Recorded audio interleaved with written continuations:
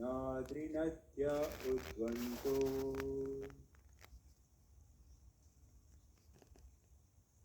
he idante tava vikshitai ime janpada savriddha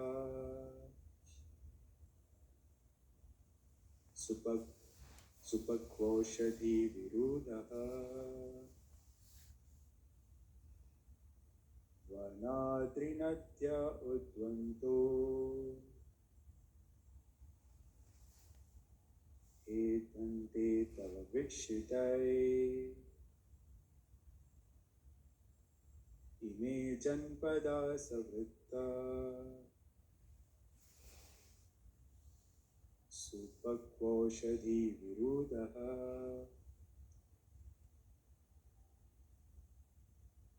Vanadrinatya udvanto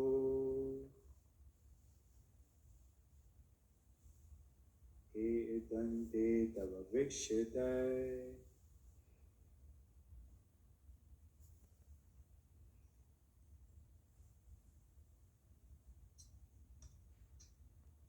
Vridaha Supakaushiti Virudaha Vanadri Najadam Manto Shyadante Tava Vikshitai Imejana svidaha supakvaso di viruddhaha vanadrinade udavanto ye idante tava vikshitaha Imeyana padaha spradaha supakvasadi virudaha vanadrinadi danvanto e udante tavarviksitai Imehejana pradaha sraddha supakvasati viruddha paradrinadi udanto edante tva viksitehe. ime all this janpadaha cities and towns Sridhaha flourished Supakva matured Aushadhi herbs Viruddhaha vegetables Vana forests Adri hills Nadi rivers Udvantaha seas He certainly Edante increasing Tava by you Vikshitai see Translation All these cities and villages are flourishing in all respects because the herbs and grains are in abundance. The trees are full of fruits, the rivers are flowing, the hills are full of minerals, and the oceans full of wealth. And this is all due to your glancing toward God. Purport by Swami Dasisi Bhaktivedanta Swami Srila Prabhupada.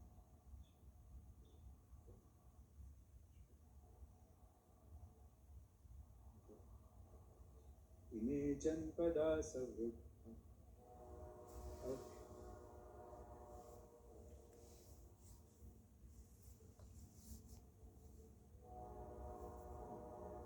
So I think we should just read this.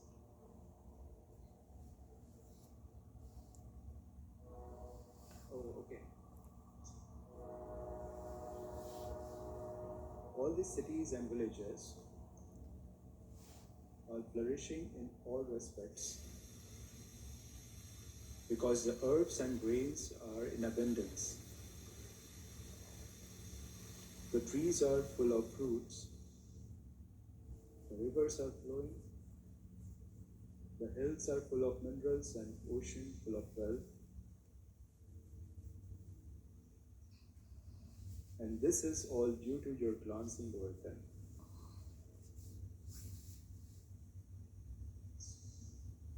Purport by Prabhupada.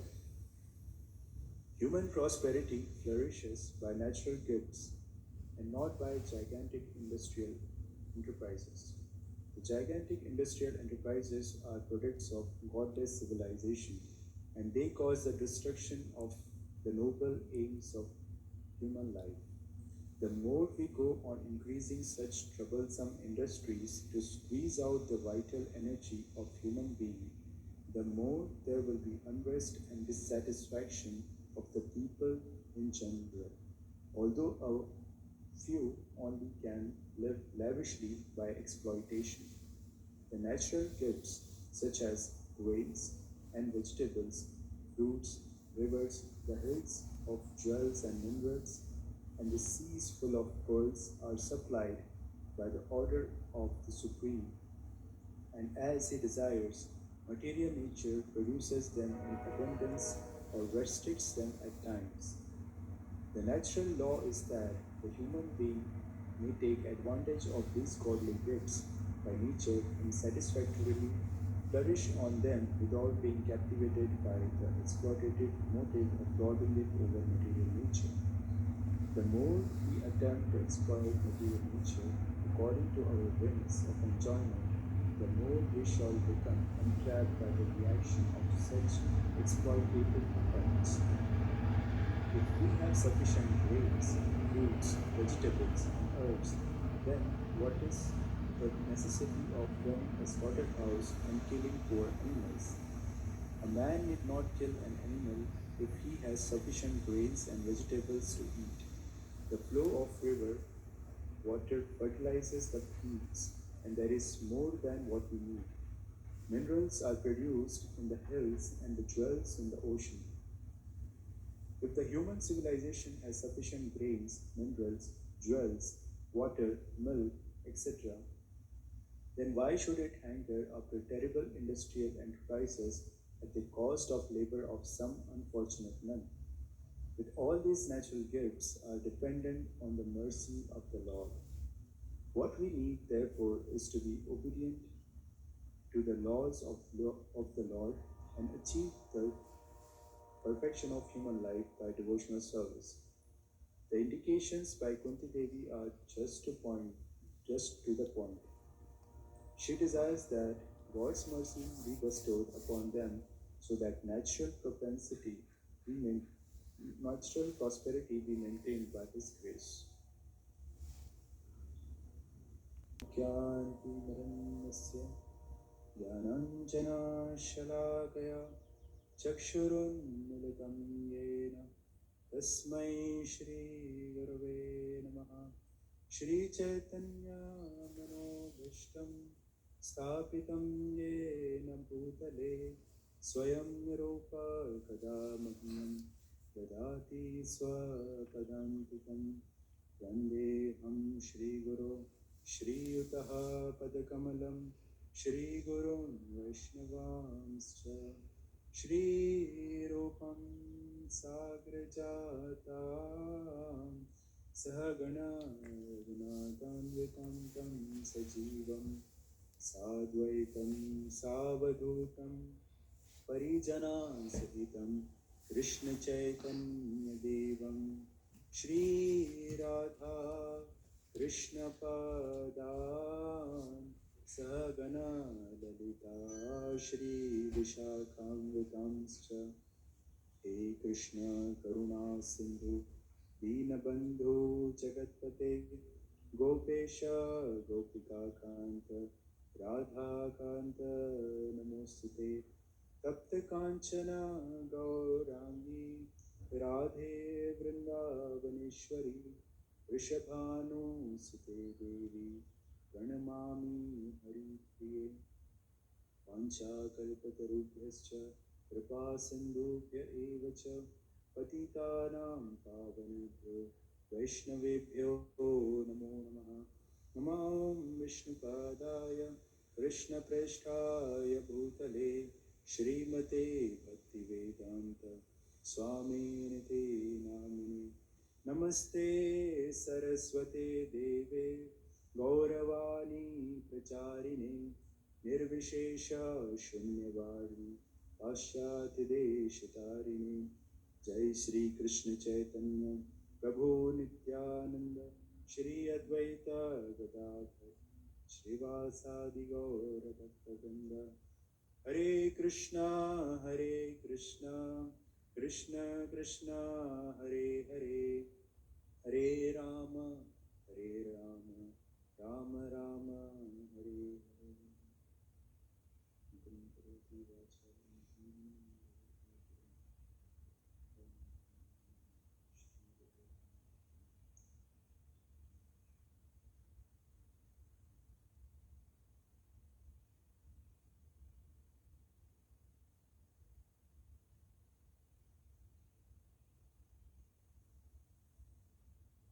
Janpada Sakuttaha Supakvoshadi Vrutaha Vanadri Natyadvanto He Idante Tavavikshitai. Hare Krishna. Welcome to the morning Srimad Bhagavatam class. I seek blessings of all the devotees here assembled in Temple Hall, Srila Prabhupada, and online here. So today we are reading from the section, continuing the section of prayers by Mother Kunti. And these are last 5 verses, like 4 or 5 verses, Mother Kunti's prayers, which is we are discussing here. And yesterday there was a verse where Kunti Devi is describing the lotus feet of the Lord. So because Krishna is about to leave from Hastinapur, she is describing, or she is meditating on the lotus feet. She is expressing to Krishna that there will no longer be your lotus feet falling on the land of Hastinapur, and there will not be the auspiciousness. At the same time, she is also referring to the other aspect of Krishna, that your beautiful glances, because of which all this prosperity, this grains, abundance, trees, fruits, rivers, everything is all due to your glancing over them. So again, Kunti Devi is referring to this aspect that, of course, will definitely not get the association of your Vapu. At the same time, this glancing of your divine mercy upon us will not be getting that. And this is also expressed by Dwarka Vasudek. It comes in the section of Bhagavatam where the citizens of Dwarka were glorified because every day they get the glance of Krishna. And glance of Krishna is, of course, it has specific feature. When a person glances, or I think Bilva Mangal Thakur explains that the other living entities, when they glance, it's like the ornaments on the body, on the dead body. But when Krishna glances, it is like the soul. It is the soul of the body which gives the real beauty to that body. So when Krishna glances on the anybody, it rejuvenates that person.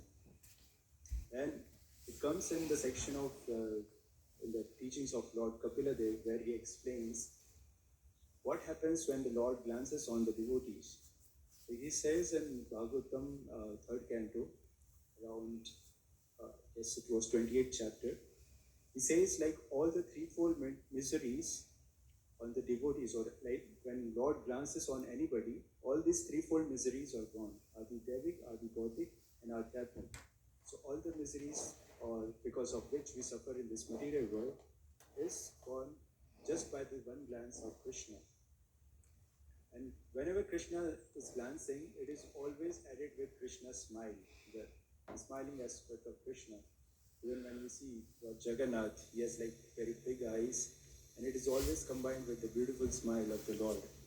So, Lord Kapila, when, in his discussion to his mother devotee, he is saying it is always, whenever Lord's glances are there, it is always combined with his smiling face, or that is like the cherry on top, or like cherry on the cake, which gives more and more mercy to the devotees.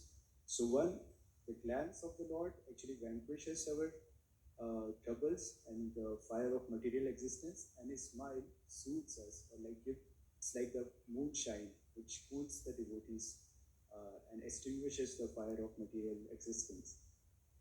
So here, by it's described, Mother Kunti is describing how glorious is Krishna's glances, and because of which everything is maintained. And here Prabhupada is explaining in the purport very clearly, like how this, like if we summarize that in like one sentence, it's like how it is sufficient for everybody's need, but it's not sufficient for one man's greed. It's like that. Because all the things which we actually require is already provided by the nature, but because of our material perspective towards this material nature, we are trying to exploit uh, the different resources which are available in the nature, and we are not actually becoming happy because of that. So, like it is said, in this material world, again, when we glance, the natural glance or anybody is glancing or like seeing anything, it actually increases the attachment. But when Krishna glances, it actually removes the attachment. So this is also the difference between like once when we see, we get attracted to different things. We get like mostly like if you broadly categorize these things, we see something very beautiful, something very natural or natural sight or something. We get attracted to that. We also get attracted to the objects of this world. We also get attracted to the features of any person, attractive person. So these broadly like these three categories normally we get attracted when we see that. But it is said like in material world, of course, the same nature which we actually see and glorify, like say beautiful sea, the sea go walk around. But at the same time, the same sea, when the natural calamities come, it becomes the cause of destruction, and then at the same site of the sea becomes the great site of horror. Same with the beautiful landscape, and then it is also destructible by the law of nature. When earthquake comes or like something happens in that landslide or anything that happens, so that is also destructible. And sometimes it is beautiful, and at the same time, when the destructive part or the destructive side of the nature comes, it becomes the site of horror for the same person. Similarly, we see things, we get something very attractive objects. So in that we see and get attracted. But repeatedly seeing the same thing again, it doesn't feel that newness anymore. Similarly, it goes to the if we see an attractive person over the period of time when uh, the same beauty doesn't exist because the body perishes. So in this material world, whatever we see, we actually get attracted and we get entangled. At the same time, it also not eternal, and it's not eternally beautiful or attractive to us. But when it comes to Krishna, it is said like when Dwarkavasis or like here the citizens of Hastinapur, when they were seeing Krishna, it is all ever increasing newness for them.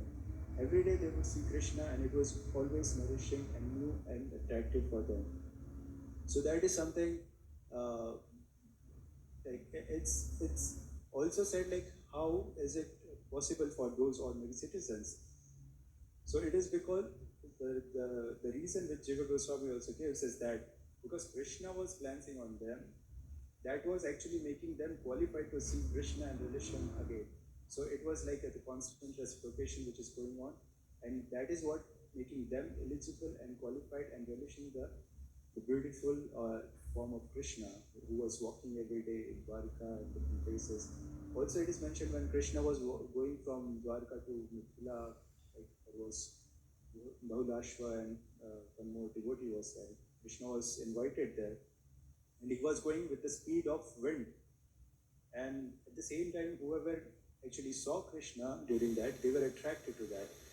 And in the same reason which Jiva Goswami explains, that it is because of mercy of Krishna they could able to see, even though Krishna was traveling so fast, and that was actually making them qualified to see Krishna, because it's not so easy to see and appreciate Krishna, even though at the same time, like Duryodhana also see Krishna, but he also even saw the mini Vishwarup of Krishna, but he wanted to bind Krishna. He wanted to arrest Krishna. He was not understanding the glories of Krishna. So it is only because of Krishna's mercy and because of Krishna's plans that one is able to appreciate and see the Lord. So even when we get the arti of the Lord, it is said that the prayer which says, like for receiving the arti, is that, O Lord, please purify my eyesight so that I can have your constant darshan or divine darshan.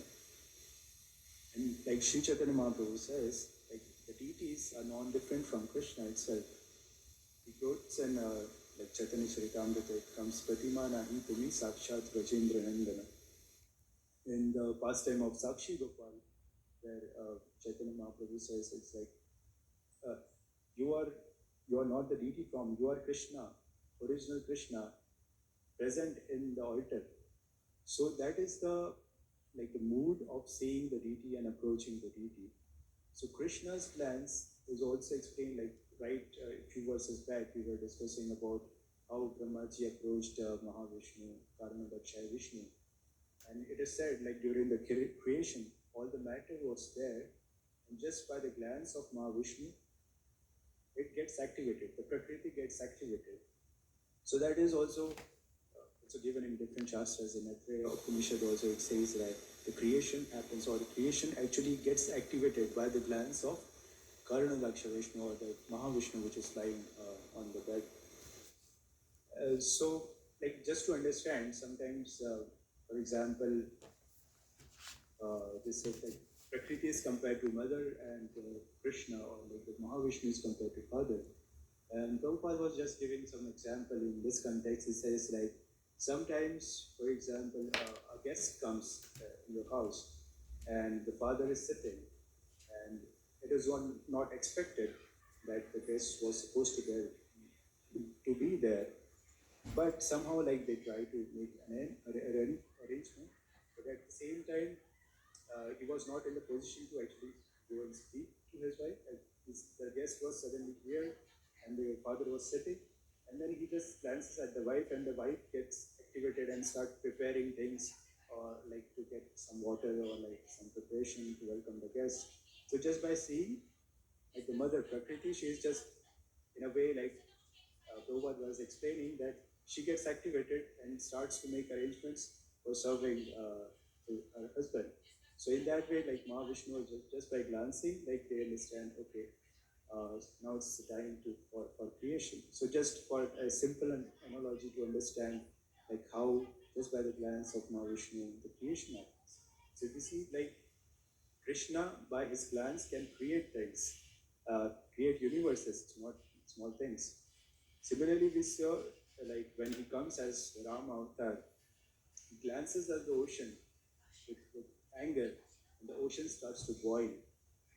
So, like ordinary glance, we can do hardly anything with our glance. But when Lord actually glances, boiling the ocean, he can boil the ocean. At the same time, when he comes as Narsimha Avatar, he glances, like his eyes were searching for Hiranyakashipu. And in Bharat Muni's Natya Shastra, they say that it is only in the Narsingadev form that one eye was very angry and searching for Hiranyakashipu, and the other eye was full of love and was blessing Prahlad Maharaj.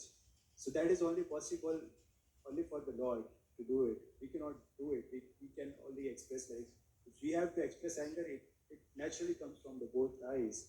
But only Lord can do that. Like from one eye is like Paritrana is sadhuna, and from other eyes you can say Vinashaya Chatushrita. Like he can do that. So his eyes, like again searching at the same time, like one expression was wanted to kill him, Hiranyakashipu, another was like blessing Prahlad Maharaj and blessing him with his merciful glances. So the Lord's eyes can create certain things, and many beautiful like creation and whatever the Kunti is here describing. At the same time, Lord's eye can distract the things.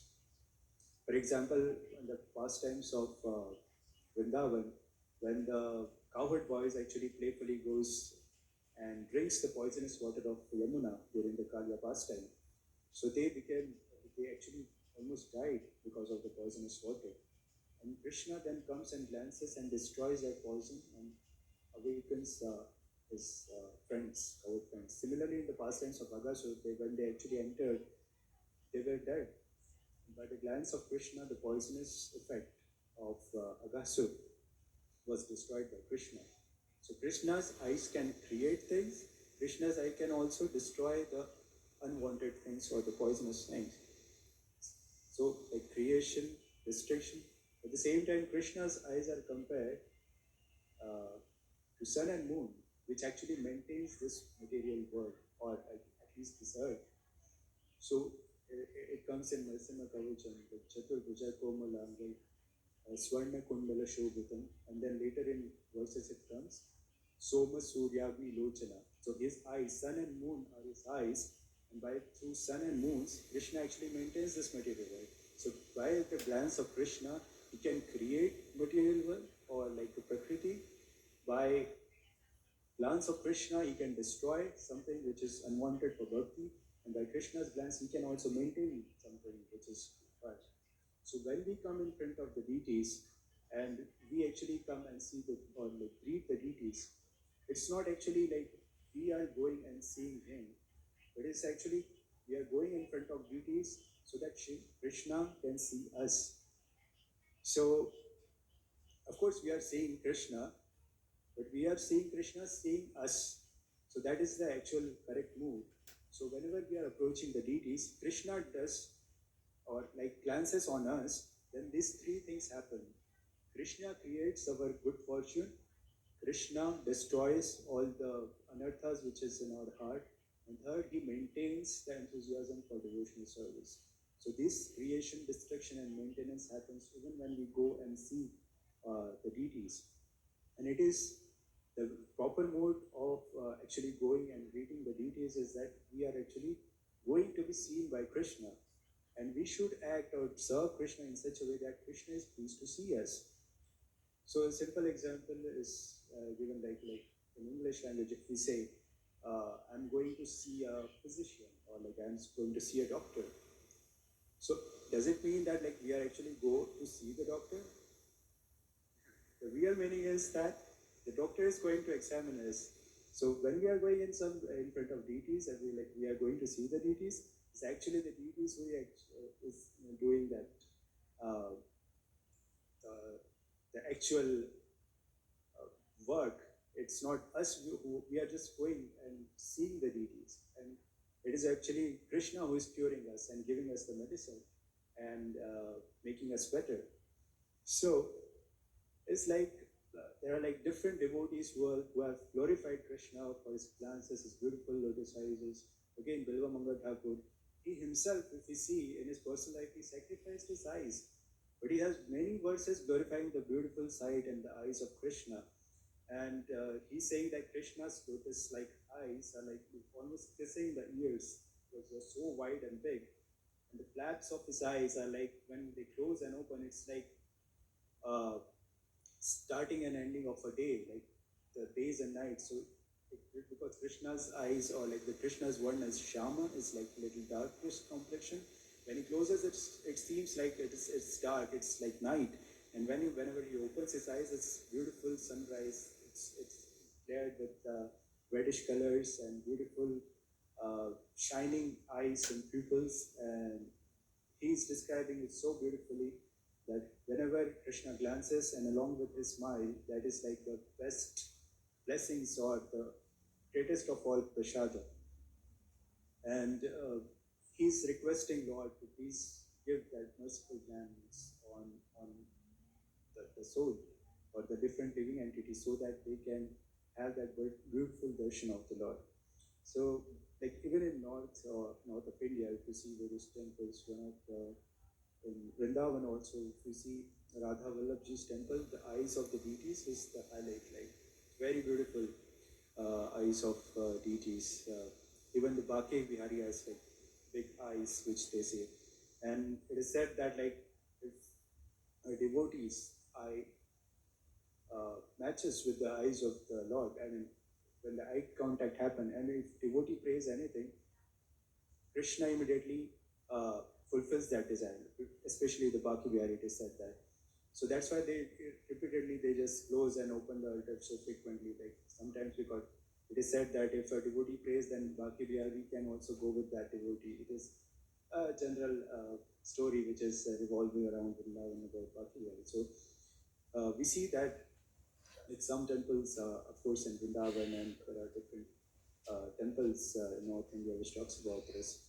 And also, if you see the Dwarka Vasis in the west of India, it sees like they are praising for the glances of Krishna. Similarly, if we go in South India, the beautiful, especially the eyes of Ranganatha is glorified. So, of course, there was a specific story of Ramanujacharya. Uh, he was once walking, it was on the path near to the temple, and it was supposed to be one of the festivals where they bring the Utsav deities, and they bring that in different vahanas, like the carriers, and they go along the path. So there was that procession with the musical instrument, and everybody was going, and the Lord was coming in that on that path. And then he observes a strange vision, like he sees a man who was walking backward with an umbrella. And then he sees that, okay, he asks his disciple, who is this person? He said, like, he's a bow man, is expert in bows, in the art of bow and arrow and archery. And he's walking backwards in this way. So Ramanujacharya becomes a little curious, and he asked his disciple to go and inquire why he's walking like this. The Lord is coming from this direction, but he's walking backwards with the umbrella. Why is it so? So then the disciple goes and inquires, what's your name? And he says, like, my name is Dhanurdas. And and then he asks, like, my spiritual master, Ramanujacharya, is asking, why are you why are you walking backwards? So he says, like, can you see this side? He says, yes. So Dhanurdas says, this is my wife. So he was walking backward, carrying the umbrella on his wife, so that like she doesn't get the glare of the sun. And then he says, like, okay, you can do that even walking like forward while doing like this in the opposite direction. So then Darundas says, like, because her eyes are so beautiful that I cannot take my eye off on her. So, so the disciple, like Ramanujacharya, he just laughed and then went back to Ramanujacharya. And then he narrated the whole thing that this is what he's saying. And then Ramanujacharya also started laughing. And then he says, like, okay, you ask him to come and meet me.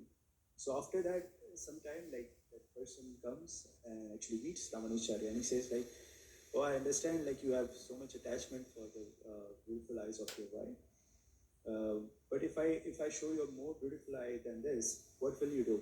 He said, like, I will surrender to that person who has more beautiful eyes than this, and I will serve that person in that way. So he said, okay, you come tomorrow morning at or say around 4:30 a.m. So he says, okay. And then that night he was just thinking, okay, Ramanujacharya is asking me to come at 4:30 a.m. to see your beautiful eyes. So that person must be more beautiful because, like, if we just wake up, is the first thing that affects our face is our eyes. It's swollen or like it's not so good in that shape. So that person must be beautiful. Like, let me see that who that person is. And the next day, when Dhanudas actually comes, Ramanujacharya takes that Dhanudas by hand and takes in inner sanctums of Ranganath temple. And because Ranganath is like lying deity, yes, in the form of Mahavishnu, and the altar is like it has like three doors. The deity is so big that you cannot see from one door, like you have to see from the three different doors. And he takes Dhanudars inside, and it is quite dark, of course. And that's the another reason, like when you go in temple, they offer lamps, if you see, particularly in South India, they offer lamp and show you darshan. So because it's quite dark, they show like from different parts. So from the feet, and then navel of the Lord, and then ultimately the face of the Lord. So while showing that darshan, so Ramanacharya actually started glorifying how beautiful the eyes of the Lord are. He was singing the different verses from the scriptures, glorifying the beautiful eyes of the Lord. And then slowly from his lotus feet to navel, and when that sight came of the beautiful eyes of Ranganath, then Dhanudha was like he just get mesmerized, and he surrenders at Ramanacharya's lotus feet, and he said like, I have seen the most beautiful eyes in my life, now I'm surrendering to you. So not only with him, his wife also surrenders to Ramanacharya, and they become the prominent disciples of Ramanujacharya. So Ranganath's eyes, even though it's closed, is in the form of Mahavishnu, so beautiful. Like even if you go today and ask a pujari to show you, like it's so beautiful eyes.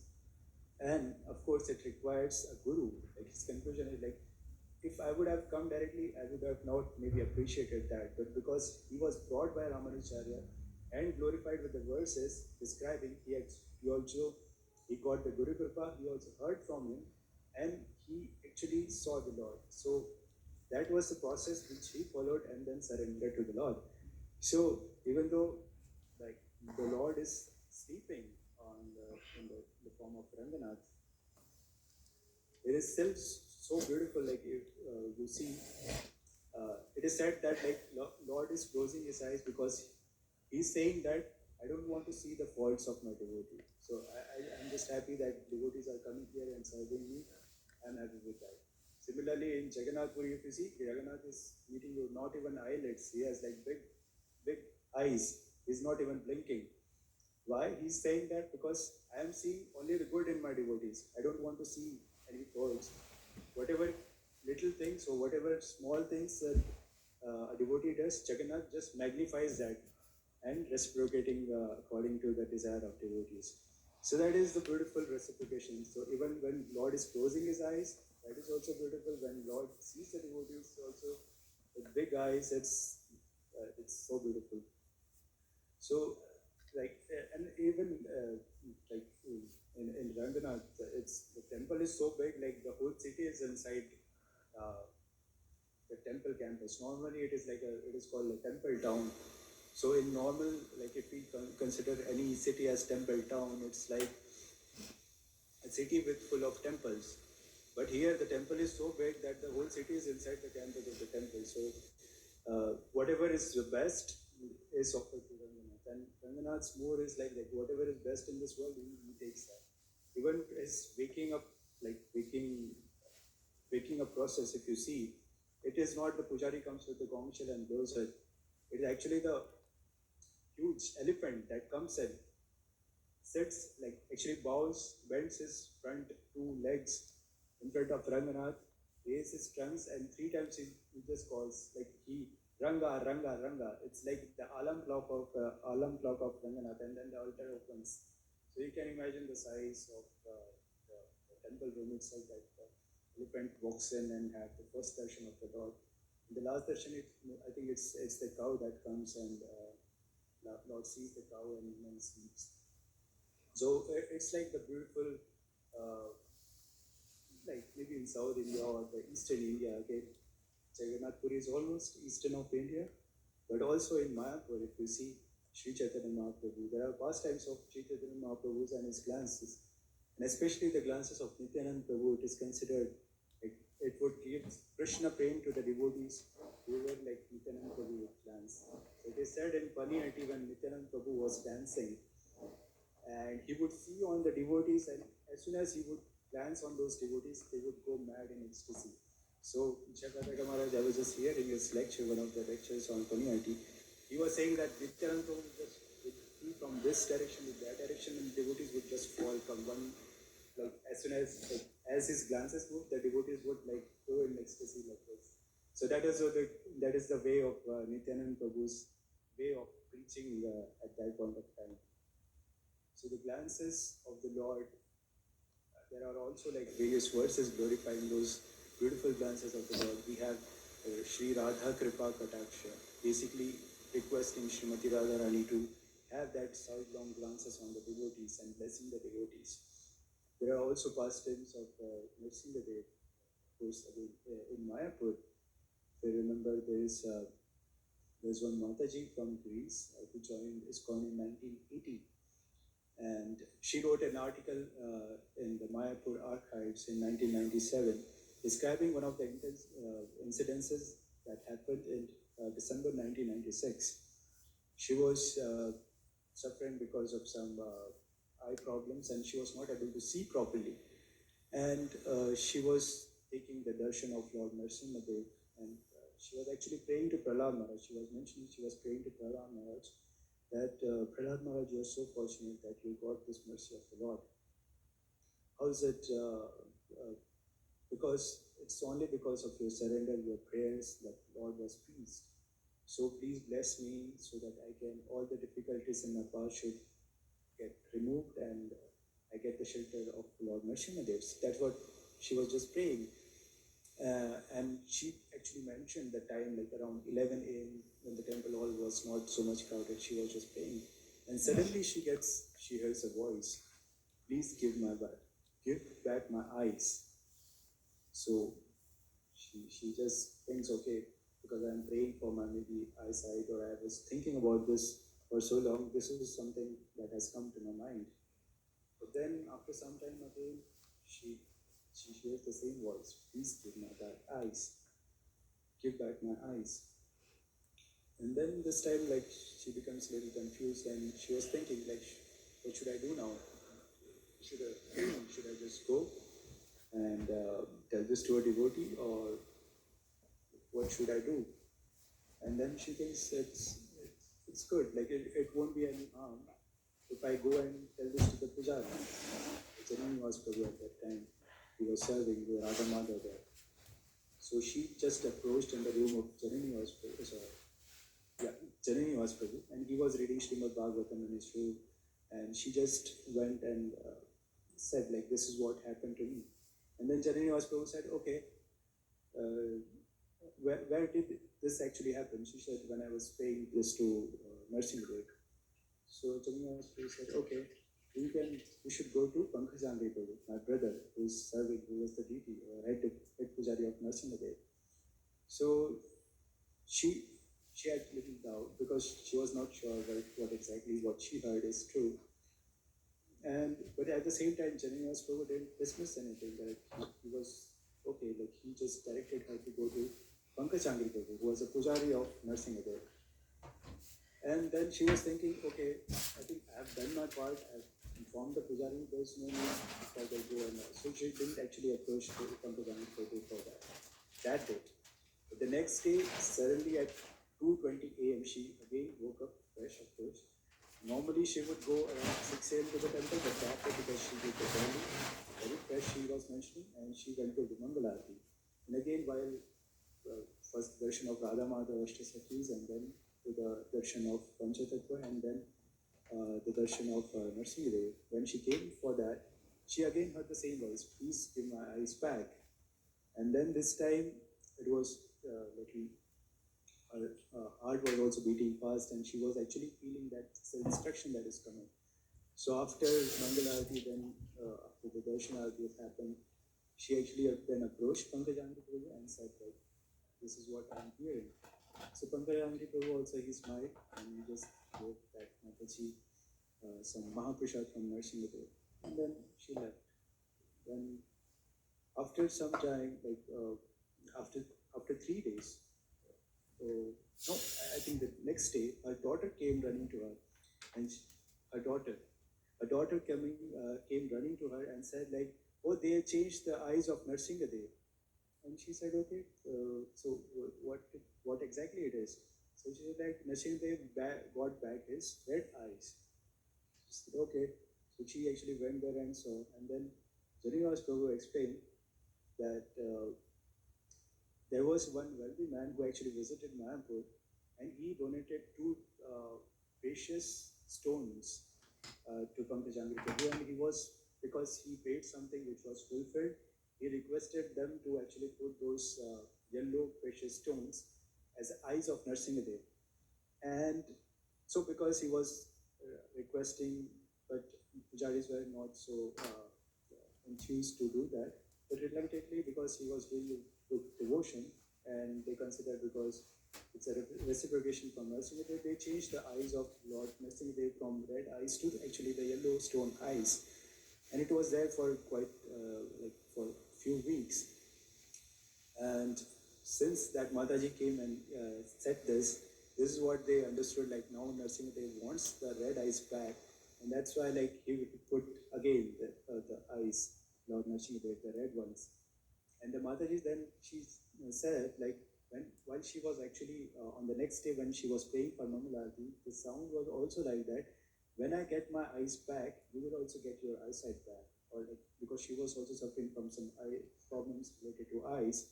So within 3 days, her eyes also became like normal, or like she could see properly without any further treatments.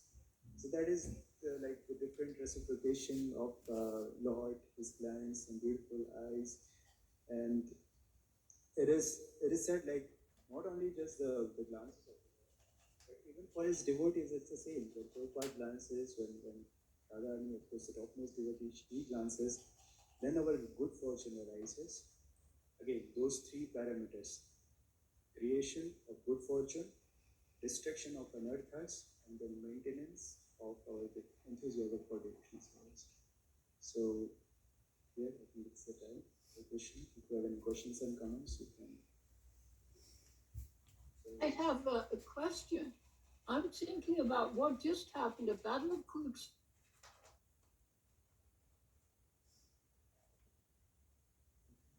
Matish, can you repeat? Are becoming widows, have become widows. So how does that fit in with this kind of beautiful vision that you're giving? If the bodies that are lying on the fields rotting away. This is the time. This is the most incredible time in history of horror. How do you explain that?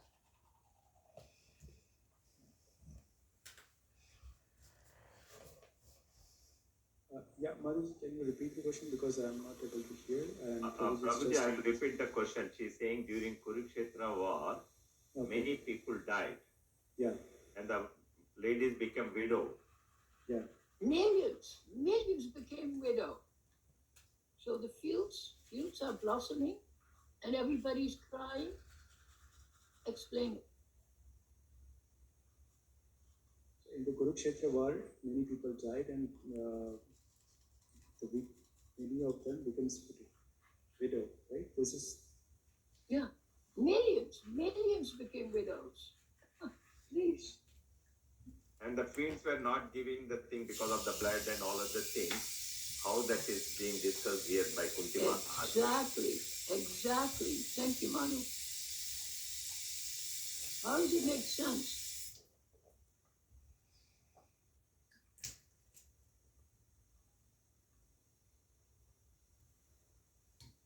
Looks like we can hear you properly, but they are not. Really? Okay. Yeah, so the explanation, because Krishna was present, of course, he was glancing like even towards whether it is enemy or from the side of Pandavas.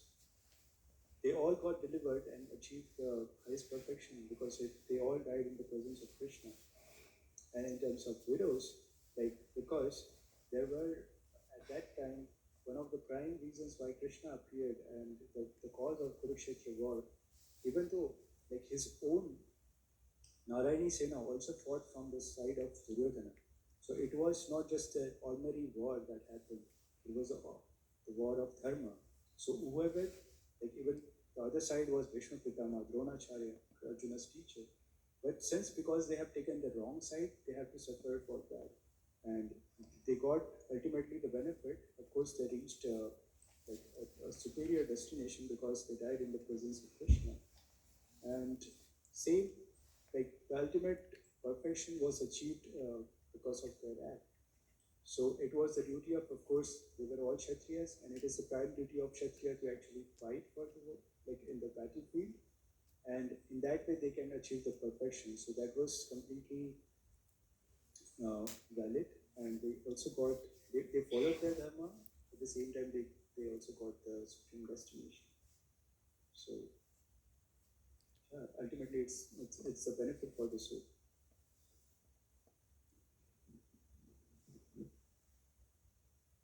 Hare Krishna. Excellent class. Very nice. Thank you. I was jotted down a few notes as you were speaking, as we went through the class. So one thing you were mentioning, by Krishna's glance, he can purify. That's not such a difficult thing to comprehend, because it's said that the sun is the eye of the Lord, and we know that the sun purifies. It can take stool and purify it. It can take urine and purify it. So it's not such a big deal when the boys were poisoned that Krishna just by his glance, remove the poison. I really like the extension of the analogy of when you go to the doctor, you go to see the doctor. Actually, the doctor sees you, and he examines you. So in the same way, when you go to see Krishna, Krishna sees you and examines you. So when you go see the doctor, here's a little extension of this analogy. You go see the doctor, there's certain things that you have to do in order for him to examine you closely and really understand your situation. So in the Nectar of Devotion, it's mentioned, different things to do when you go in front of the deities. It's like dance in front of the deities, talk to the deities. Krishna, so you're going in front of Krishna for him to examine you, and this is the way that you are being examined, by doing these things in front of Krishna. So it's like it intensifies